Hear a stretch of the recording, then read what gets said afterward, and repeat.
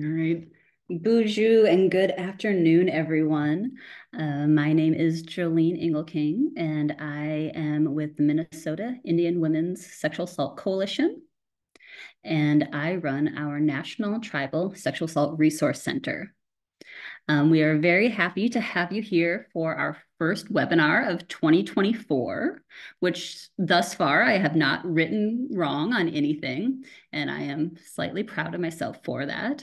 But with 2024, we hope to be able to bring folks some really good conversation and to really be thinking about how can we as a collective movement really be supporting each other, as well as what practical things can we do to be helping people who are doing on the ground advocacy and other work with and for survivors.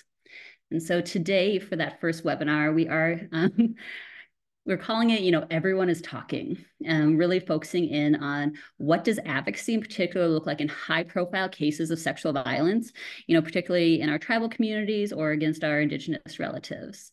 And so we are very excited for today. This is part of our National Tribal Sexual Assault Resource Center, which is a program of MUSACs that is operated under the Office of Family Violence Prevention Services under Health and Human Services. And so we're very thankful to OFIPS for helping us put this on today. And so, as I said, Buju, Jolene Engelking, I am White Earth Anishinaabe from Minnesota. I have been doing direct advocacy since I was 19 years old, and have been doing national training and technical assistance for the last 7. And so, wow, math is wrong, but I'm also here with some of my wonderful colleagues today. And so if we can go around and do quick introductions. Linda? Bonjour, Waseyakwe Indigo, Makwa Induram. My name is Linda Thompson, and I'm the operations person over here at MUSAC. I too have a strong link into advocacy. I was an advocate in the city of St. Paul and also throughout North Dakota tribal communities for many years. Welcome today.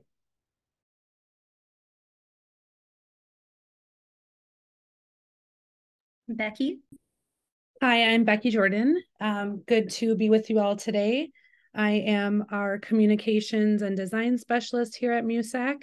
I currently live in South Dakota and spent many, many years in Minnesota and the Dakotas working in a variety of advocacy programs and with SART teams and on a lot of different types of cases. So super excited to be here with you all and talk about this today.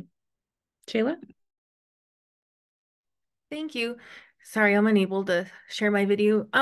Danse Nisi Gasuin, Shayla Beaumont. I'm an enrolled member of the Chippewa Cree tribe, but I'm also a descendant of Assiniboine, Crow, and Grovant. I have my work, but excuse me, I'm just excited, so I'm really stumbling over my words. No, my work background is I was a domestic violence advocate and a sexual assault advocate, and before coming to MUSAC, I provided direct services to Indigenous survivors of human trafficking. And also spent time working in the child protective services as a kindergarten, working in the education as a kindergarten teacher. And yeah, thank you. Excited to be here. And Ingrid. Good afternoon. My name is Ingrid Anderson. I don't think folks can see me, so I apologize for that. I am honored to be with you all today. I am coming to you from Western Nebraska, but I am originally from Minnesota.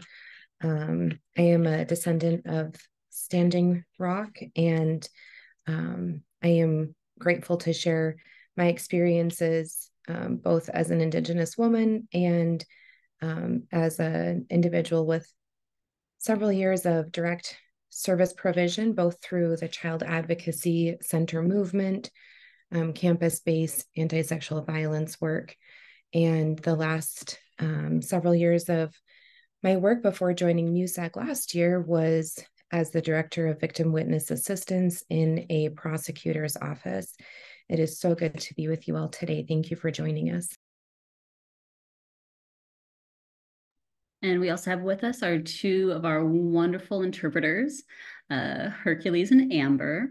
And so they will be switching on and off for folks. We just want to acknowledge that they are an integral part of our team today. So all right. And so the reason that we talked about that this is kind of the kickoff webinar for 2024 is because, over the last year, with the Resource Center launching, I've been able to, be in community a lot and having a lot of conversations with different folks from advocacy programs, from coalitions, other folks who are supporting survivors. And one of the things that just kept coming up is like, what do we do in these situations that are seemingly like rocking sometimes communities to the very core. And one of the things is that it's both trying to normalize the fact that, these happen in so many communities, right? So these moments where these high profile cases seemingly like overwhelm and kind of take precedence over a lot of other things. So we're both trying to normalize, but also recognize the fact that each community, even if high profile cases happen frequently, that every community is unique in its demographics, in its politics, in its relationships, in its values, in its cultural traditions, and the way that we handle things.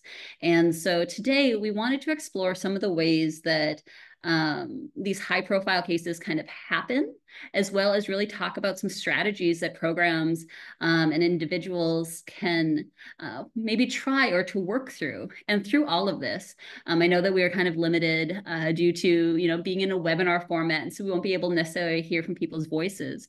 But please feel free to put things into the question and answer, or else chat to the speakers ourselves, and so, or to everyone. And we will be being attuned to that and making sure that we're able to answer any questions, but we also would love to hear what has worked in your community, what hasn't, and really kind of thinking about how can we use this space to I don't know, be generative and think about like, what can we do to make this easier for communities when this happens.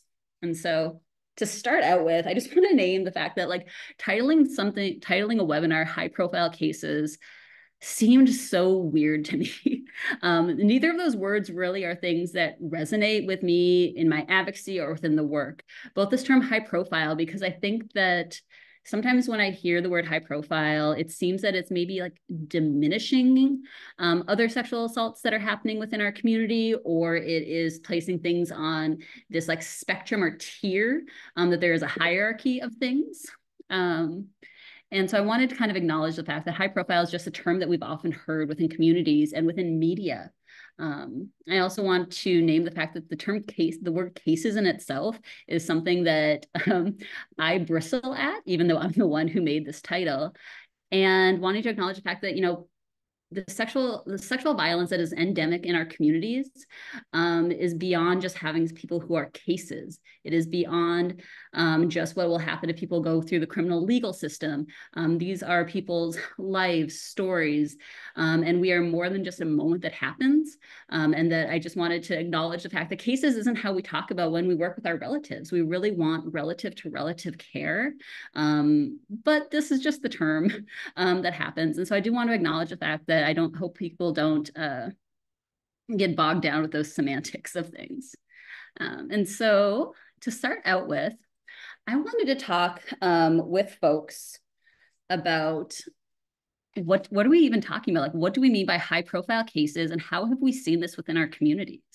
And so I'm going to turn it over to my wonderful colleagues to answer that. Like, what have you seen within within communities you've either worked in or worked with that have kind of arisen to this level of like high profile?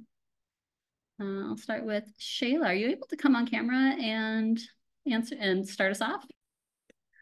I'm still unable to start my video, but I can. It's so hard with that video to like not working, but Shayla, do you want to start us off still though?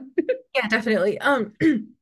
No, when I was thinking about working with folks with the high profile cases, no, some of the when I was thinking of like the shocking details, like working with trafficking survivors, and when you're working with survivors, there's always often a fear of reporting or even reaching out for help and making a report in fear of retaliation or even in fear of being incriminated yourself.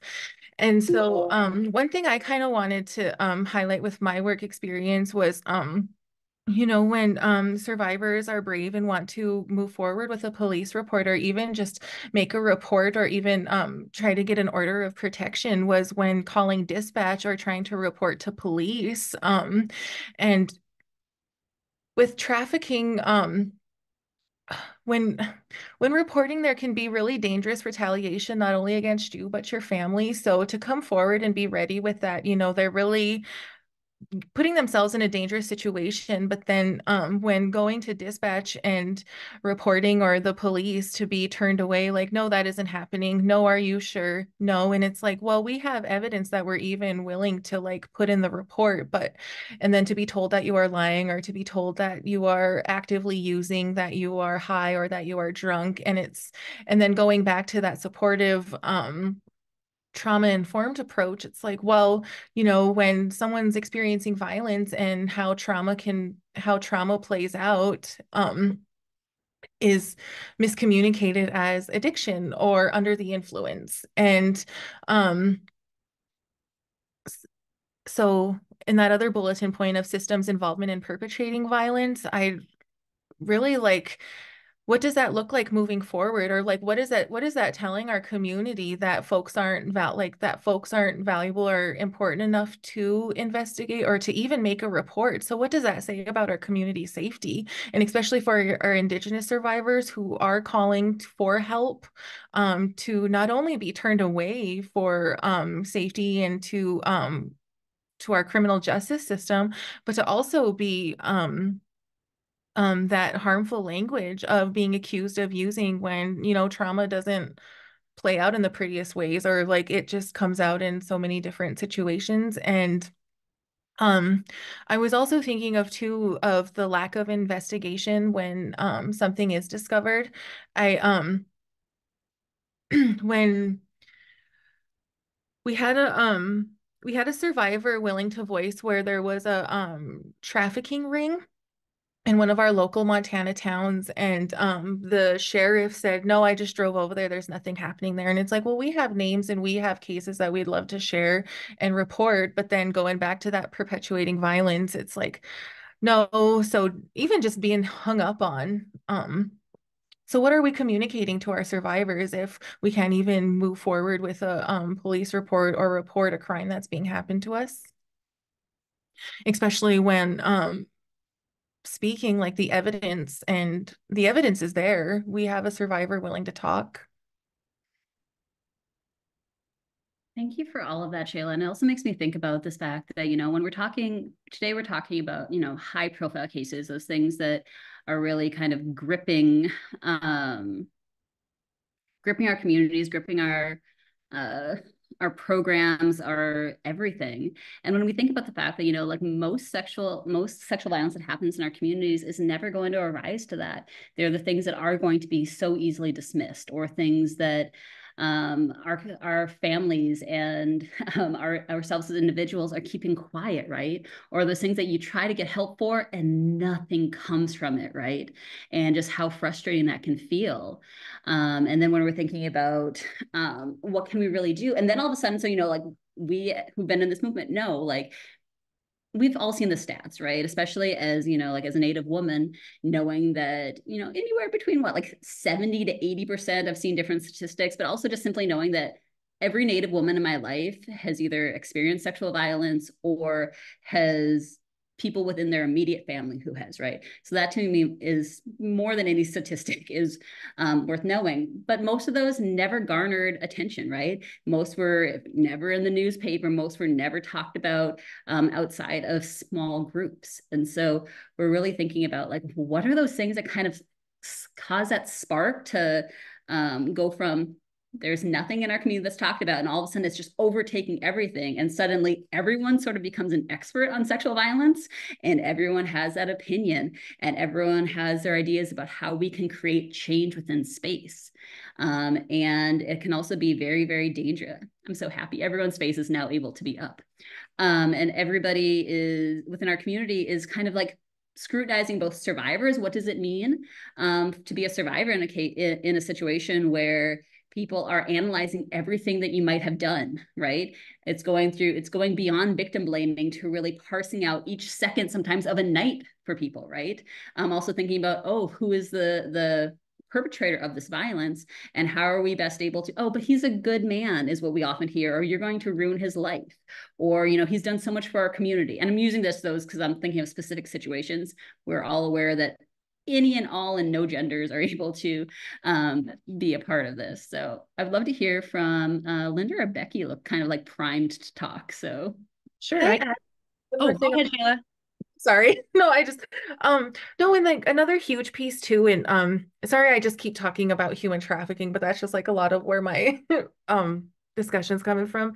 And when we were talking about systems involving of perpetuating violence, you know, like we understand the statistics of the overrepresented amount of indigenous youth in foster care, and then also like pointing out the systems that are put in place to help and strengthen our communities and help strengthen our families, and who are really there for the best interests of the youth, but then really looking into human trafficking and exploitation. A huge percent of our survivors who do get exploited or recruited are in the child welfare system. So really highlighting, like bringing that to light, like where our systems are failing, and I'm sorry, I don't want to say it like that, but and then also, you know, like the fail to report a missing kiddo, working with children who were in foster placements or shelters who were being exploited, that we were providing services. They were failed. There was no missing persons report. There was no monitoring of their safety. So sorry, I forgot to include that. Thank you. thank you for that, Shayla. Becky? Sure. So I'm just thinking of so many things on this topic. And you know, one of the things I think about too is just you know, depending on where you're located and kind of who sees the stories or who sees what's out there, you don't, it can even be things like finances, right? I worked in a advocacy organization for about 15 years, and we used to have a lot of conversation about things even like giving survivor awards, right? And what that meant and the implications that came along with that. And so, you know, like who kind of the almost putting advocacy in a position where we were feeling like, or being pressured to feel like we needed to investigate on some of these cases, right? Because it was maybe especially in some of the high profile cases where someone was coming forward, especially a victim, we were seeing situations where we were having pushback, right? And to say kind of, well, you know, if this is true, then why weren't there reports? Or if this is the case, then, you know, whatever it might be. And so even having to be put in some pretty unique positions where, like I said, as advocates who are there to support, we were getting a lot of pressure to, you know, kind of answer to community or answer to folks who were seeing these cases, media, whoever it might be, and being asked to speak more about kind of the validity of survivor stories, right? And just that kind of whole piece, which we could have a whole other webinar about, I'm sure, like media and how that cases are portrayed in the media. But those are just some of the things that I'm thinking of too. It's when cases have some amount of sensationalism to them, it seems, and a sexual assault case most often do, especially in some of our smaller communities, but I would say across the board, the media picks up on those cases, right? And they see those and they want to investigate. And sometimes that can be really helpful to the community for education, those kinds of things. But sometimes, and a lot of times, I've seen it play out in a harmful way, because they're kind of starting to make assumptions, start to do some digging, and just lots of things that kind of happen, those unintended consequences maybe I would like to think, right? I would like to think that our media wants to report on these stories in a good way, but lots of different things can come just from who is involved or just in what the context of the details of the case are or what folks might want to know. So that's all I want to say about that. At this point, Linda, what are you thinking right now? How have you seen high-profile cases come about in your work?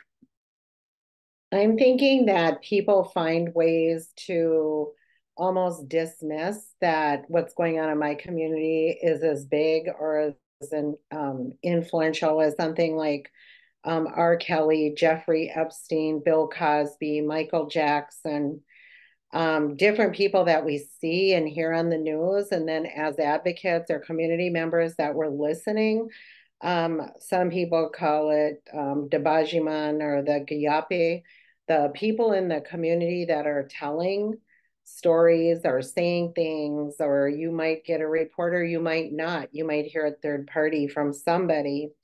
But there in a lot of our dual programs, which is what I worked in, we served both domestic and sexual violence survivors and their families, but also car crashes and theft and arson and homicide and assault and battery. So when we have that much, I think that what happens can happen real easy is that domestic violence can dominate, and then it doesn't seem like we're getting the reporting or people coming in because inadvertently there is a lot of shame and guilt and embarrassment and grief, anger, and then denial about sexual violence and the way that it shows up in our tribal communities or in our communities at large. So I was thinking about that and how does that, remembering what is my place in there and some of the things that happened along my years doing advocacy, which is now this year, 30 years, is that some of it included sex trafficking, which most of us had never heard about or dealt with in the community I was in, but it sure didn't mean it wasn't happening.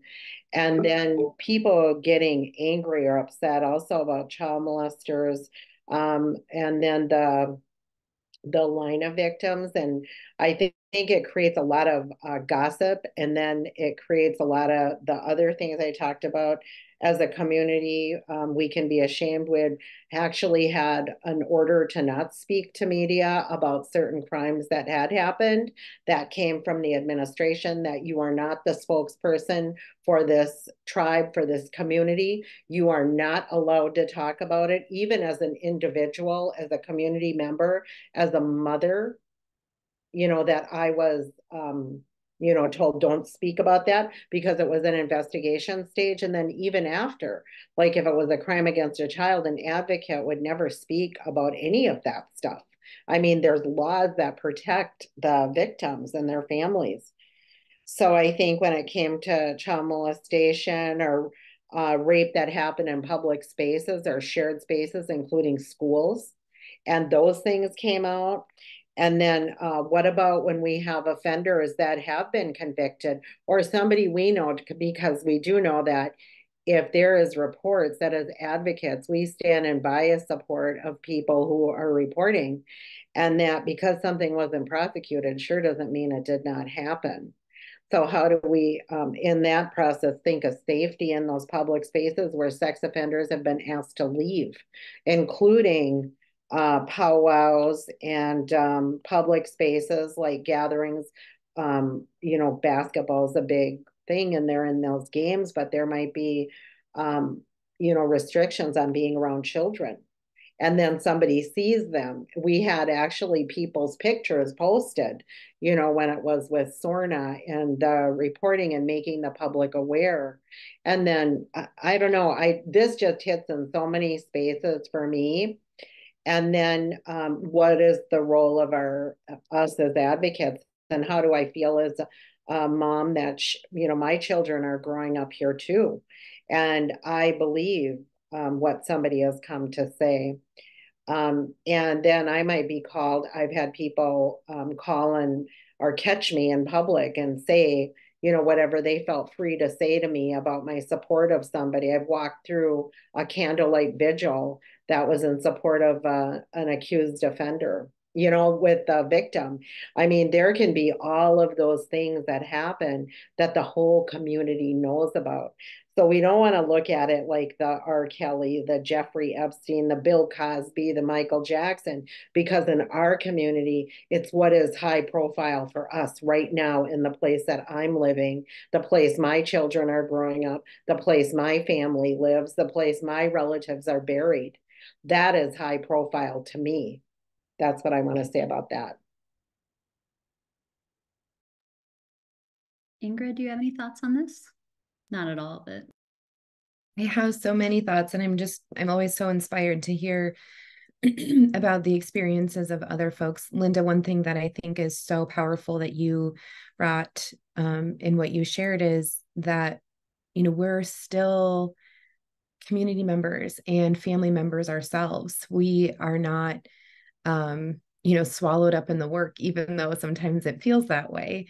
Our identity is much bigger than that. And how do we deal with the influx of media coverage and, having these things maybe enter our home in conversation, knowing that we, perhaps are involved with those cases and can't comment on them and can't express a personal opinion, even though we grieve deeply for our communities, we grieve for the victims and with the victims that we serve. And yet we have these other roles and responsibilities in our lives to balance. A couple of things I was just thinking about is the pros and cons of something like a high profile case, whatever that means. If it was something that was, maybe the survivor, the defendant is somebody of a certain place or stature in the community or something particularly heinous, it can be a tool. And that is something that I had to learn in my work in the prosecutor's office was, of course, always having a lot of things I wish I could say and, wishing I could answer the phone calls from the media and wishing I could just give an anonymous statement or, point people to go look something up that I knew was out there for public access, but people hadn't found yet.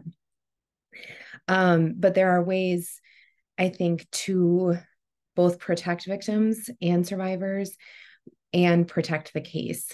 I think a lot of like systems-based folks, even advocates, sometimes maybe feel that tension or that pressure from law enforcement, from an investigating agency, either like, we don't trust you because we're not going to tell you details. We're not going to invite you into these spaces because we need you to not talk about it. And we can't trust you, or we can't trust your agency.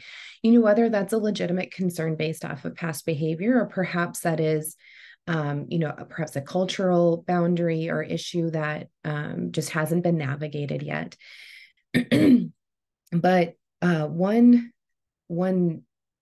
I guess, con or pro of a case like this is allowing media attention to do some of the heavy lift, to ask the questions, to interrogate the community, really, to consider, are there other victims? Perhaps other people are aware of issues and just didn't know what they were seeing, sometimes we see things and we're like, oh, that's super weird. And we don't have any context to it. And so we just let it go. But I've, had that happen in several cases where folks would see things in the news and they'd say, I live 3 states away now, and I have to tell you, this is what I saw the last time I was visiting at home, or this is what I experienced in my youth. And so I do think that there is a balance there to navigate. Like, it adds a different layer of stress, and it adds a new layer, maybe a depth of consideration, both of our own behavior and the behaviors that we allow in our community. And also it creates powerful opportunity. And we're going to be talking about that a little bit later in the webinar. One other pro of allowing the media attention to do some of that heavy lift I found is having folks, perhaps with like access to civil legal remedies, reach out and say, hey, if this is, if this is true, or if this is a case that goes anywhere, I'd like to, represent the survivor or the victim in pursuing a settlement or that kind of thing. And of course, still not being able to comment or say anything, but knowing that there are some good things that can be teased out when we're able to see high profile coverage as a tool instead of, this intimidating factor that's out of our control. And of course, just like Linda spoke about, being able to balance that. And I think Becky also spoke to this too, even about survivor awards. How are we balancing advocacy with, how we generally communicate and how we generally live our lives and show up in our community. I think Linda is probably somebody who I just imagine this, people show up and they always know where Linda's going to come down on something. They always know that Linda's going to believe the survivor. She's going to believe the victim. She's going to advocate for the child. Like, people know what to expect from Linda, no matter the media coverage. Or maybe there's no media coverage. Maybe this is one of those really insidious cases that has been buried and kept secret and ignored for years and years. But that role of the advocate is equally as powerful. Thank you so much for that. And I think kind of all I would really add to kind of just like highlight a few of these other things that we listed on the screen was one of the things that I've been like when I go into community, when we do, trainings or site visits, one of the things that keeps happening way too often is in the midst of the training, all of a sudden somebody will be like, oh, well, so-and-so is a perpetrator, right? And the whole room will just start to pause, and some people will be like, yes, we've known this for years. And like, we just didn't know people were talking about it. Or sometimes it's like people are like, they would never do that. They are a good family. It's a known last name, which is something that happens both on reservation and also like in urban communities. There are certain, even in like the urban hubs that we are in, or that I'm in right now, there's certain like last names that that they're part of such and such family, right? And it can like shock even like a meeting that you're in to be like, oh, there's a named perpetrator, and then thinking about, oh, what's really coming from this, and how, and what I've also been seeing happening in several communities, and even in my personal life is people will get frustrated with the lack of response to sexual violence, or it is something that happened that was done to them, 5, 10, 15 years ago, and nothing was done at that point. And so now what they're doing is they're naming it, right? That people are at a time where we're coming forward and we're saying, this is what was done to us, and this is not right. And we see this happening over and over and over again from the same person or same people. And we just are needing to name this publicly. And it can cause an outroar within communities, right? It's something that can it'll be all that you see on social media. It's all that people are talking about when you go around. And as advocacy programs, sometimes people are like, how do we respond to this? Like, especially if it's only happening on social media, like nothing is going to be like moving forward in terms of prosecution. The person may not even want to like seek formal advocacy, but sexual violence is the talk of the town. And some people are like, well, we need to get involved right away. Or some people are like, we want to let this kind of play out because this isn't our realm. And it's a very hard situation for folks to be in. One of the other things that we often see is if a sexual assault seems that everything was mishandled, right? We've all heard those stories about, interviews going wrong, or things just being dismissed because of what people will see as more of like a technical error versus somebody actually not causing harm, right? And the harm that can cause when, a jury or a case is dismisses a sexual assault case can just be devastating, both on the individual and the family, but also for the community, right? When these things raise to this level of like egregious systems error, right?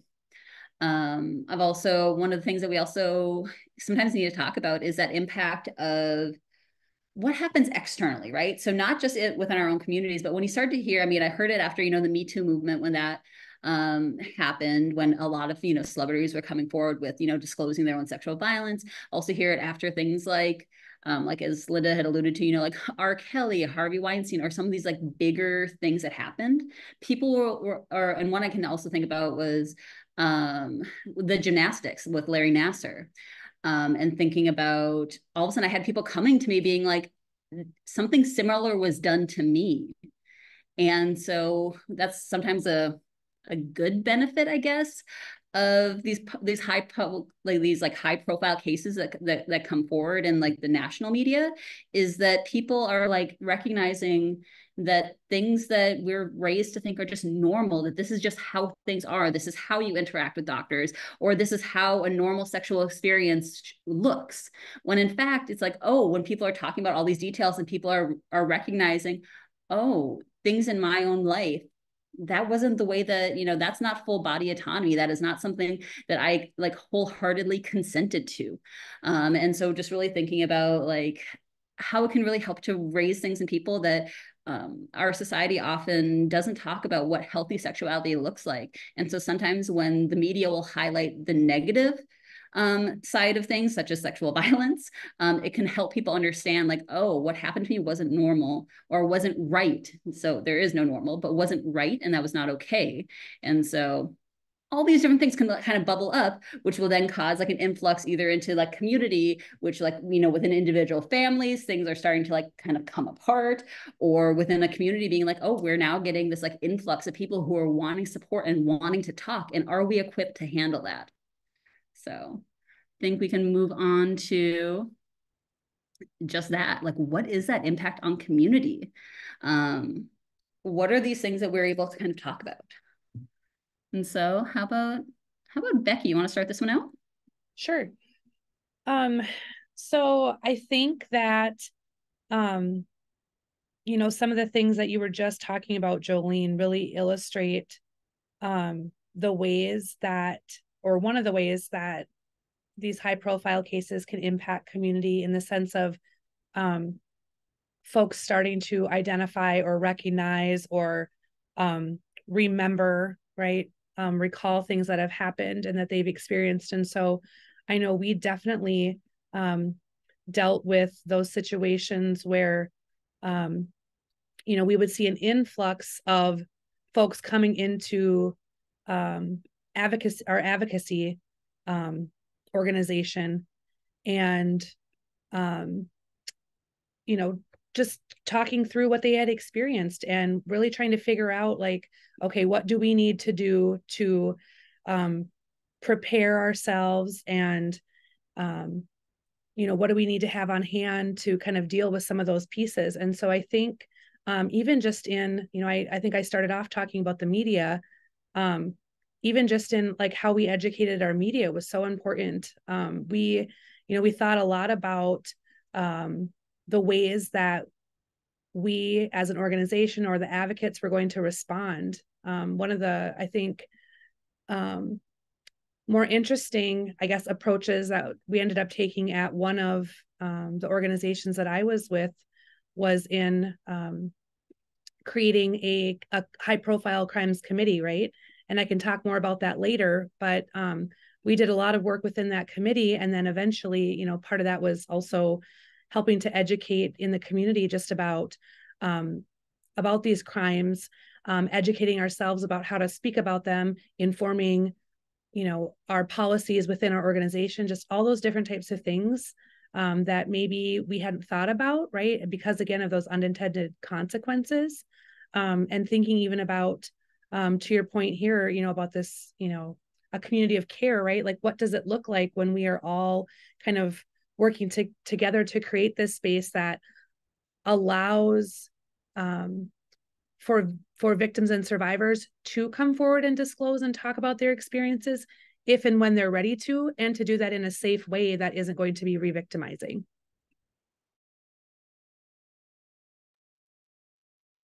Thank you for that, Becky.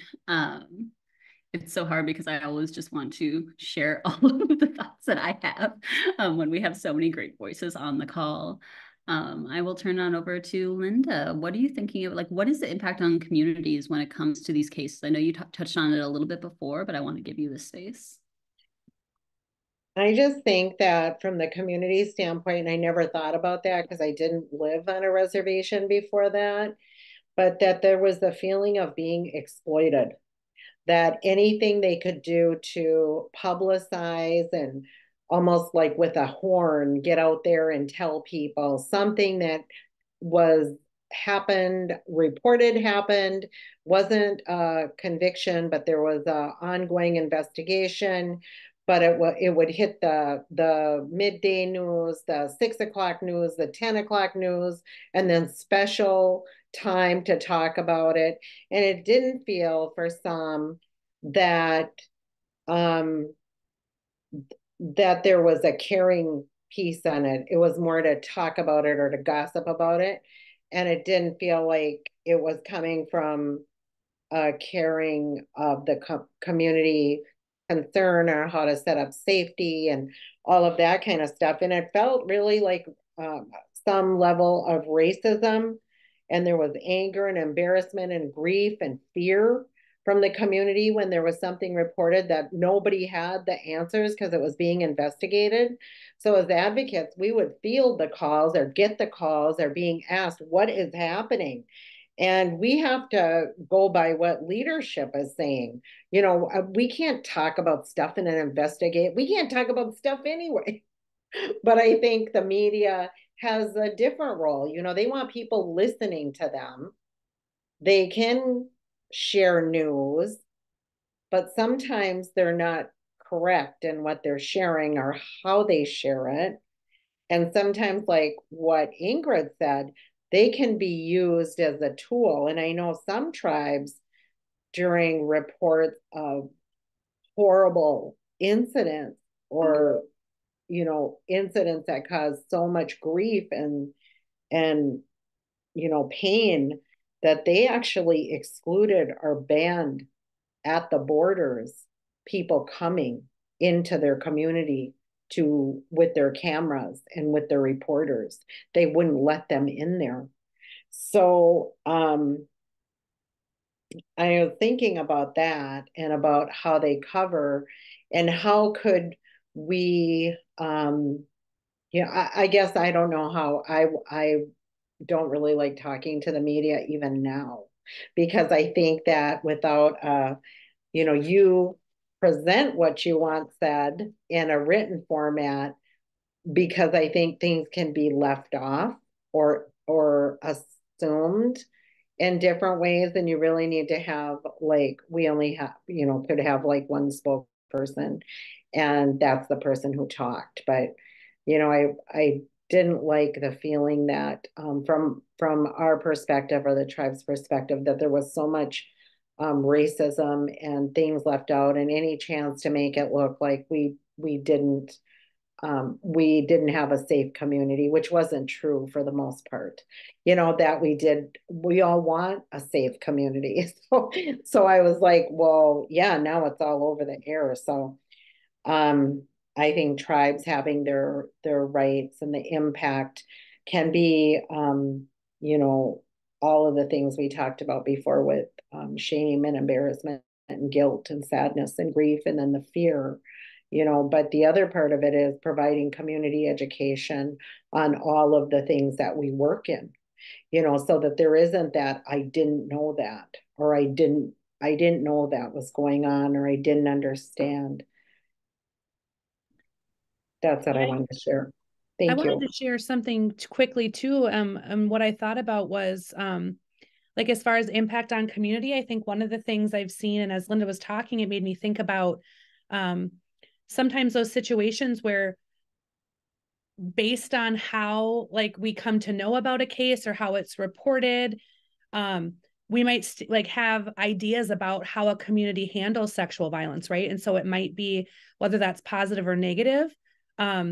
Typically it seems to be negative, but there are those positive cases too, where you can look and you see, like, wow, this community took a really strong stance on that, or they have great policies, right? Because we're hearing about those things, because I think so much of this work, for a variety of reasons, happens like not in the public eye, right? When we're talking about setting up our responses and getting our training and doing a lot of that is done to further our expertise, right? And we're not necessarily talking about that. But I think sometimes when you have these high profile cases where the general public hears more about them, sometimes, those, there might be, again, like those kind of ideas about how communities handle these cases, or whether they're sweeping them under the rug, or, whatever. It's about perception, I think. But I think that also impacts community, just in what the general, like, others think about our community when they're looking at us, and like how we're handling that, and just what community means too, right? And so that was one of the things that popped into my mind while I was listening to you, Linda, is just, like that perception and reality versus what folks might see on TV or what they might be expecting, and how that all actually plays out in front of them or members of a jury, all those kinds of things. So one of the things that I have been starting to think about, I also want to name, so I know that there's some issues with the visualization within the chat. And so we have kind of set one thing to help us with our recording, but there should also be different ways that you can toggle and kind of choose how many of the participants how many of the speakers you're able to see at one time, if we're using things such as the grid or the thumbnail view. So you should be able to kind of adjust that on your own as well. You can kind of override the spotlights that we've put on, or the pins that we have put on. One of the things I was thinking though was how sometimes for me, one of the biggest impacts on community is how do you couple the fact that sometimes the public wants and deserves safety, right? So when we're thinking about, the public safety lens, and what that really means, as opposed to, and sometimes that's at odds with what an individual survivor wants, right? So sometimes how do we balance that with, say, if a survivor is like, I just want to be done with this, right? They're like, I just want to move on and continue on. And whereas the community is like, this is going on, this person needs to, be held, accountable, or, all these sorts of things. And so sometimes, and one of the tenets that we often talk about within, advocacy is, being victim-centered, right? But that's hard when we, as, Native people, are communal, right? We often aren't thinking simply about the individual, and how are we really balancing, what is good for all versus one person. And also sometimes then those survivors themselves get a lot of pressure externally to make decisions that aren't their own, right? And so people who have already had, their sovereignty violated are now having external pressure to do what the community wants, or do what their family wants, right? And so I think that that's one of those weird impacts, is that we have to kind of be talking about, which that one there's no real answer to, right? Because it is just a very difficult thing to balance the safety and wants of one versus the safety and wants of all. Before I move on to the impact of advocates, particularly, is there anything else panelists want to share? I was thinking of what everyone said, just like with the impact of the community, with the perception of the media, and really what the media is truly covering, and the details shared, and I was even thinking of some high profile, or some cases in Montana on and off the reservation. And, like the story could go one or both ways. And, we've definitely seen kind of with the perception, with that victim blaming piece, like the crime happened, but blaming the mother for the victimization, or blaming the person for this, or kind of like voicing their crime, but then also putting that element of blame within the piece, or sharing details that kind of communicate that it was their fault. So I was just thinking of like the impact on community, and really, are we caring and being like, could we step up as a community and make sure that the story don't have those harmful, I mean, I know we don't have control over what journalists and what folks share, but I mean, like, to have a voice and step in to make sure that our survivors of our own community aren't being exploited, or like that the perceptions aren't misconstrued. And also the impact of community, how is that impacting future reporting, or future the chances of folks reaching out for help in the future, just from being seen of a case being played out on the media, even though it's not always, you know, Shayla, I love the way that you connect that, because when I was thinking about the way that, you know, high profile cases affect our community, I was thinking and honestly praying about how to assess my own responsibility in what I accept as truth in media coverage and in the language that I allow and support and you know, receive as truth, even when I know, right, like that we should never talk about this for example, an intrafamilial sexual violence dynamic in a way that pits the non-offending caregiver against perhaps the child victim. And yet we see these things play out in the media and we engage with it, right? Like maybe we're commenting on the Facebook posts, or, you know, we're sharing the article.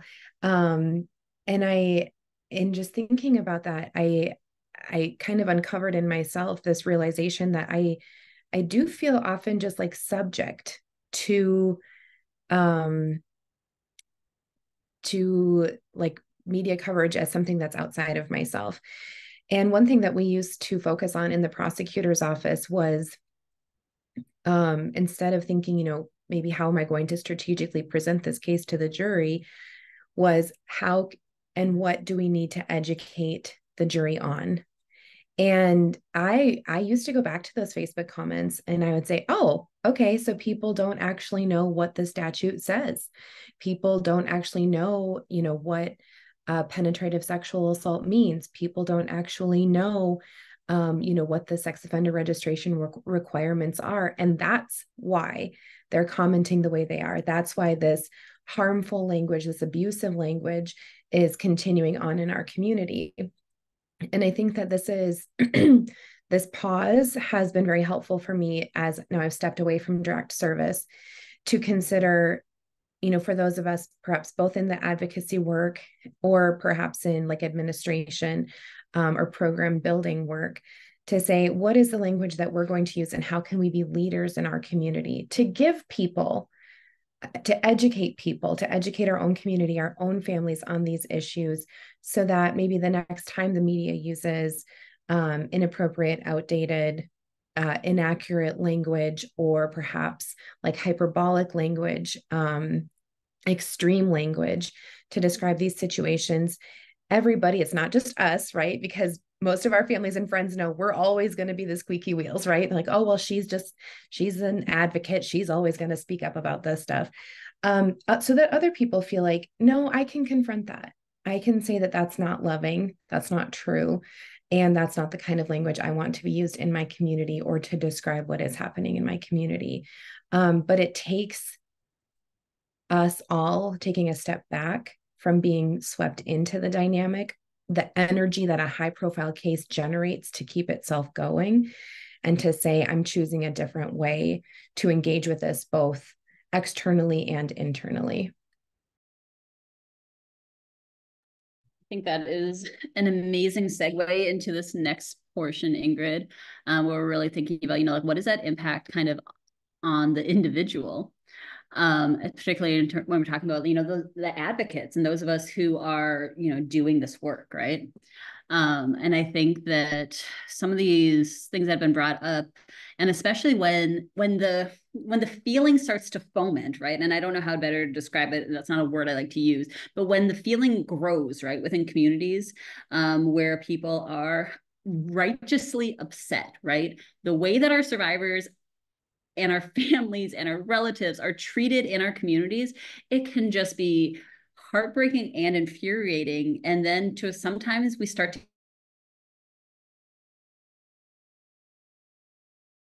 it can just get exhausting to always be angry, right? But we have to, and we have to sometimes have that fire. And as advocates, in particular, we often bear like a heavy brunt of things. And with that, there's a few things I want to highlight, and then I want to hear from the other panelists.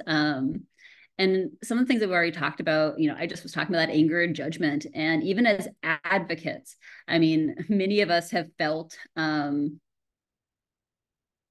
fingers pointed at us, right? Like, why didn't we do enough, right? And there's times where we do need to question that. Advocates are not above doing wrong, right? There's so many times where advocacy programs and policies that exist within space are hindering and actually creating harm for survivors, right? And we've seen that in community after community.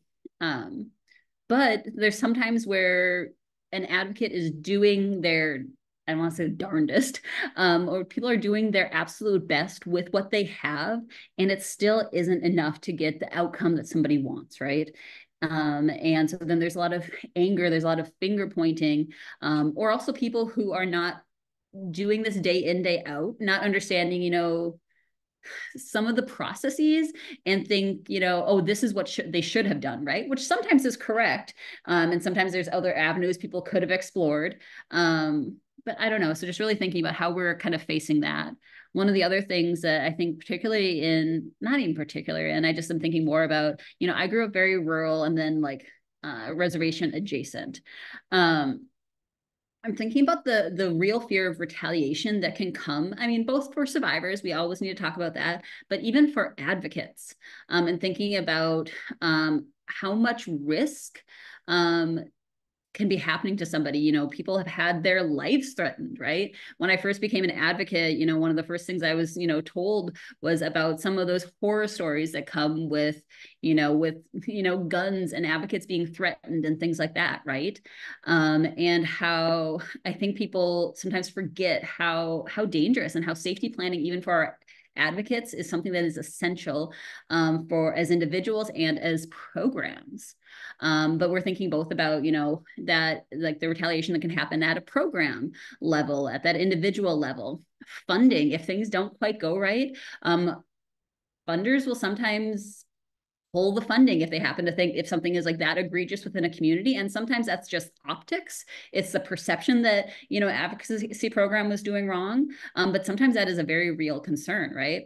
Thinking about litigation, there have been many people and many communities where survivor or advocacy programs have been sued for decisions that were made, either, that were, good in promoting a survivor, such as, like these, like the speaking out and naming of perpetrators.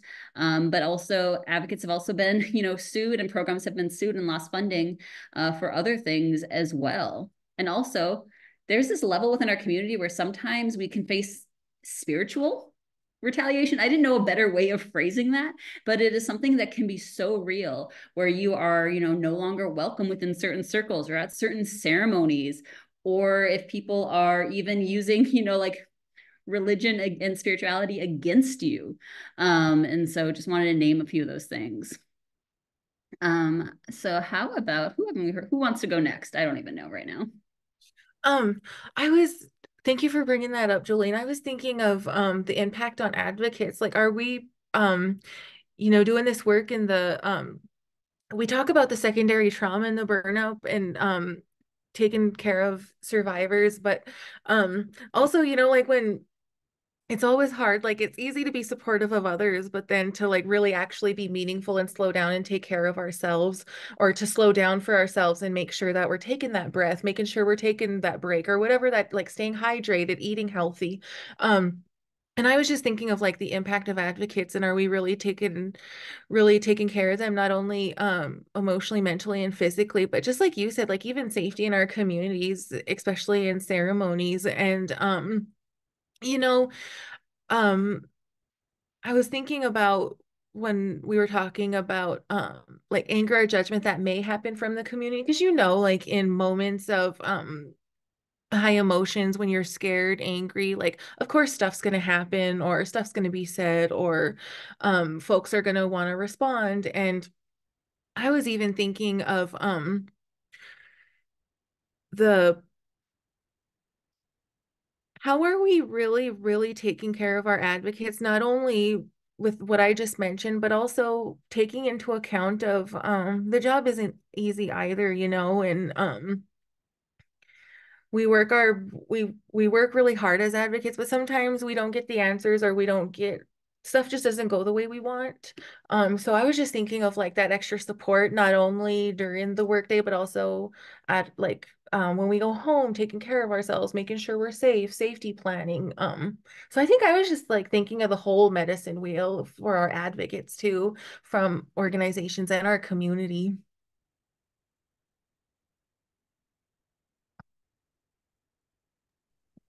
Becky?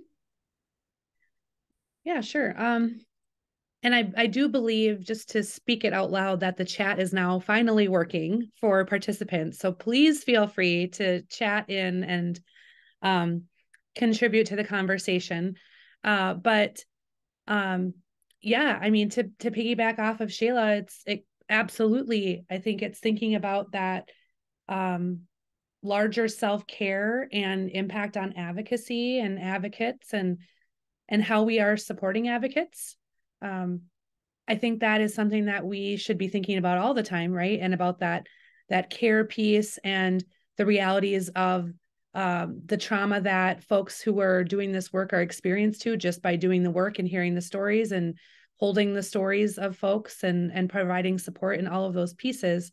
And when you have that additional lens or that additional pressure that comes along with some of these cases, I think that can sometimes exacerbate it even. I think something interesting about this conversation today is that I wish that all cases, like if survivors wanted to move forward with a kind of systems focused case, right, that all cases were getting a lot of attention, that all cases were high profile, that all cases, in that sense of like awareness is important, education is important, accountability is important. Not in the sense of someone is digging through someone's trash or trying to access their medical records or, doing all those kinds of things, because that is not what I'm talking about here.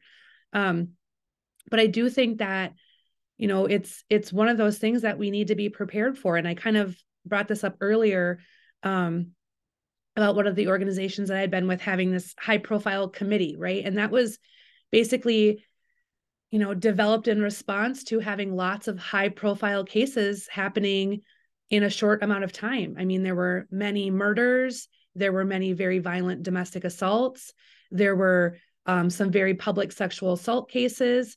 That organization went through actually an entire court case that went to the Supreme Court in the state, looking at kind of almost the validity of survivors' stories, right, in certain settings, and who had the right to share what information. And so that organization kind of has since worked to just create this committee of folks who really has put in some time and effort thinking through some of these things, so that it isn't just one advocate on their own having to navigate through, right? Because you're in that moment as an advocate also experiencing whatever's happening in a different way, but right alongside whoever it is you're supporting. And so having some of those guidelines in place ahead of time, having some of the structures in place, or even just who to go to. What is the agency's policy on answering questions? Who should someone go to, if that makes sense? Like, just to have that additional support so a person doesn't feel all alone. And sometimes as advocates, we are all alone because we work in project or in programs where it is just us. But looking to, maybe other advocacy programs even for that support, because the support doesn't have to always come just from your organization or those people you directly work with. That is the beauty, I think, of advocacy, that it's just building this network and continuously looking for ways that we can all improve how these in all cases are handled, but also just improve our workplace and response and kind of responsibility to advocates. Because like I said, this is difficult work and we all make mistakes every single day. And unfortunately, in some of these cases, those mistakes or perceived mistakes can have huge impacts on the outcome, and can even result in, a life lost or a job lost or a program, having consequences they need to deal with, all those kinds of things. And so I think it's it's spending time having conversations like this in times where we aren't in crisis so that we can be better prepared for times that we are having to deal with those difficult topics and situations. Becky, I think you just really highlighted something that we don't talk enough about, because I think a lot of us come into advocacy work because we perhaps are naturally empathetic, we're naturally caring. Maybe that's not true for everybody, but I think across the board, a lot of people find themselves in people serving direct service provision work because this is a lot of our natural skill set. And what I think you highlight, Becky, is that this is a skill, responding to any type of case, particularly cases that require, you know, some balancing of perhaps competing priorities. Perhaps your program has different priorities than what the victim has, that kind of thing. Like, that is a skill that requires not just a casual conversation with, you know, somebody who's been doing the work longer than you, but true upskilling.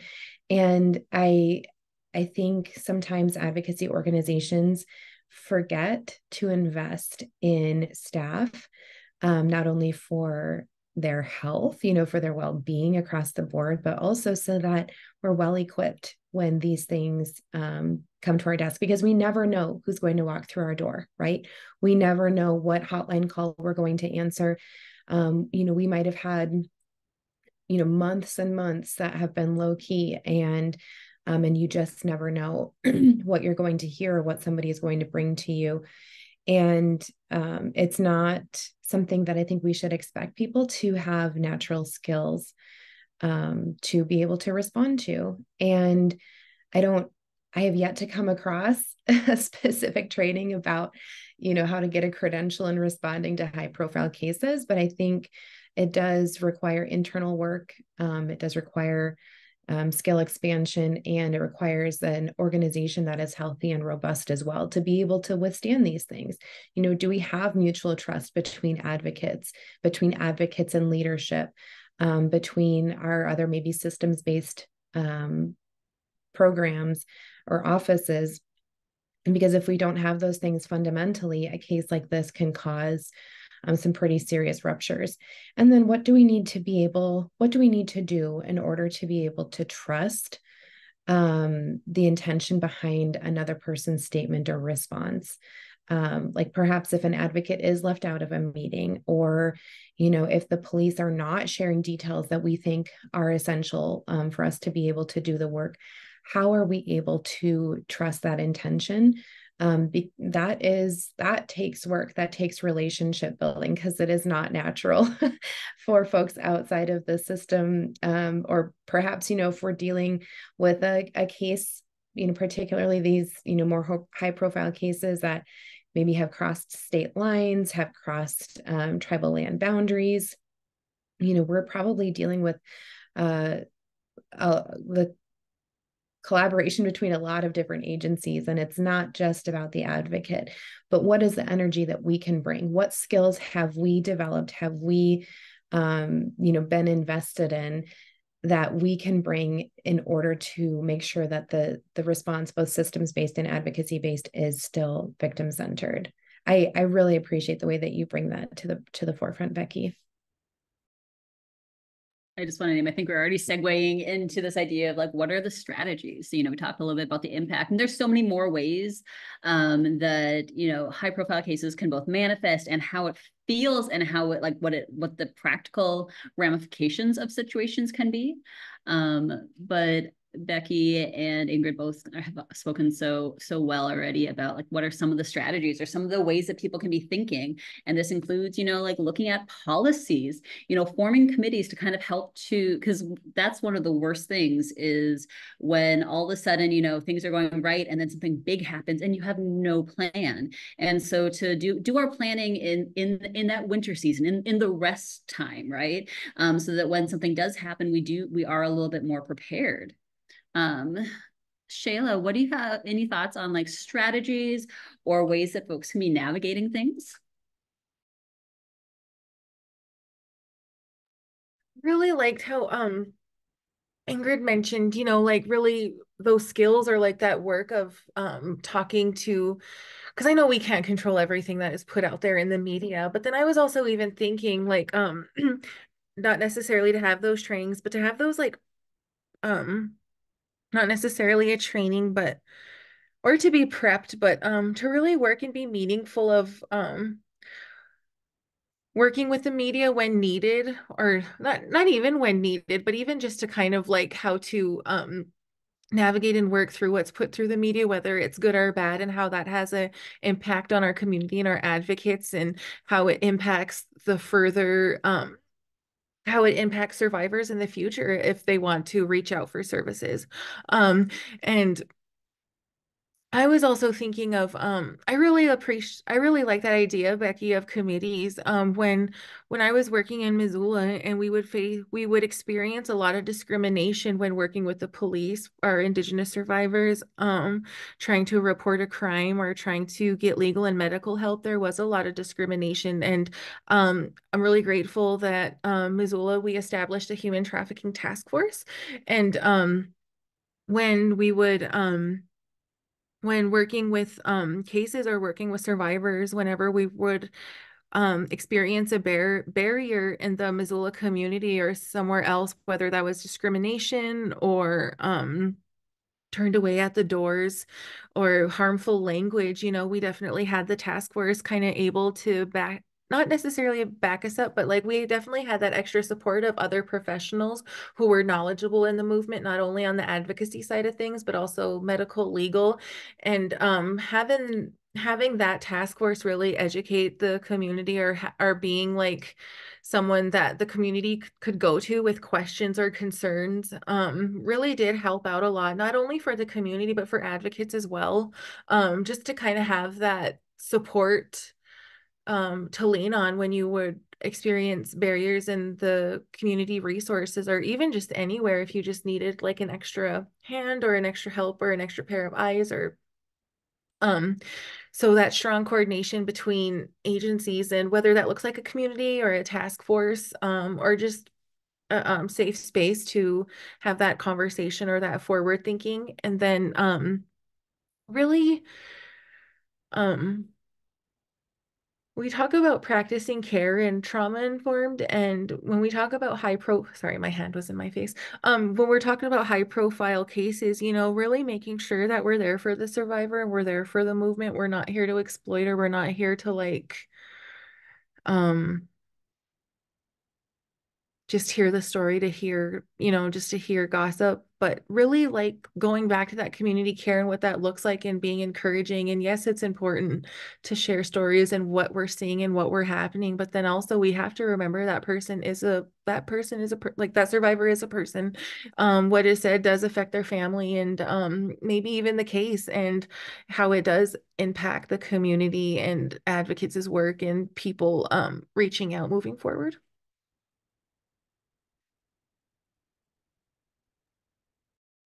Think that, so I keep thinking about these different, like, you know, yes, everything that Shayla just said is now making my head even spin, just thinking about all the different ways.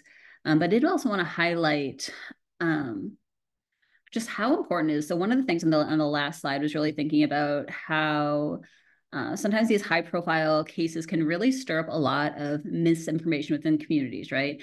About what is sexual violence, who are the perpetrators, who are the victims, and all these sorts of things. And so, and I never want to think about things as having like a positive side to, you know, an egregious sexual assault that might have happened within our communities, or, you know, a series of sexual assaults. But really thinking about, okay, so what can we do now? Like, you know, this has happened as a program, as a community. How can we really use this to like leverage and create social change and community change, right? How are we best able to take these opportunities to really move things forward, right? To use this momentum that's kind of already coming from this, like, I don't know, the zeitgeist of people create like pushing for change and use that, right? So this is, you know, a good time for outreach. This is a good time for creating or reforming committees, or thinking about how within your existing things like SARTs or CCRs, how are you best able to really be like, we need to do better. Even in the best community, there are gaps, and there's ways that survivors need us to be rethinking and reformatting the way that we're doing our work. And so using it as this opportunity to also help to shape that narrative about what sexual assault is within our community. Because often, you know, when I even think about like the ways that I learned about sexual violence, you know, from the media and from, you know, people in life, like a lot of those things are not really what is backed up by by data and by what we're really hearing in our communities, right? Like there are things that are misconceptions. And so I think that while strategy is not one of my strong suits, I will name that, it is a time that we have to be kind of strategic and thinking about what is the best way to use this momentum and to use the audience that you have at a certain time to create long-lasting change, right? We want to do everything we can for each individual survivor, but also we need to be thinking about how are we changing the conditions that are allowing sexual violence to be happening, and for and thinking about that response side as well.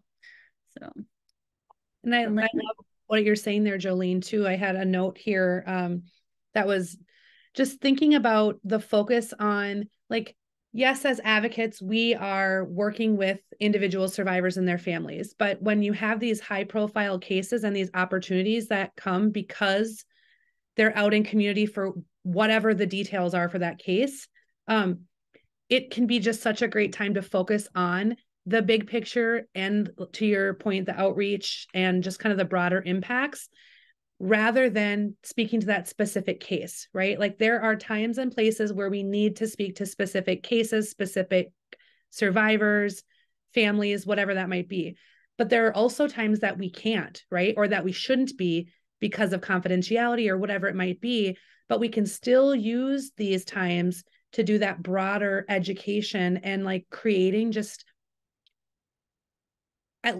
the system where survivors can come forward and feel safe, right? And so I think that survivors do look to advocacy orgs, especially, or anyone who's doing kind of who they might come in contact with, or their local media, whoever, and look at how they're responding and the things that they are saying in those times of crisis. There are many times that the community is going to be looking to you to have a response, right? And so just think about what that might be. But there are many times, and again, you're going to need to navigate through that, where it may not and should not be about that specific case, right? Like it should be about the broader community, about the broader response, about the broader impact that a crime like this or a situation like this can have on community, right? Because I think that can be a slippery slope sometimes when you get into specifics of things. And again, it's about creating a safe space for survivors and their families while doing that education. And I think that offender accountability is important in all this too, and really making sure that the focus of whatever is out there is really on the harm that was caused and the harm doer, rather than, you know, kind of like tearing apart or trying to dig into the specifics of victims or survivors in those cases. So.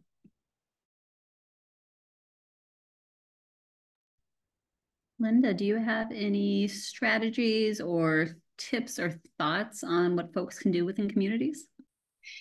I think that just all the things you have talked about and that were highlighted are so good that I really don't have a lot to contribute, except that I'm thinking, what can I say about this?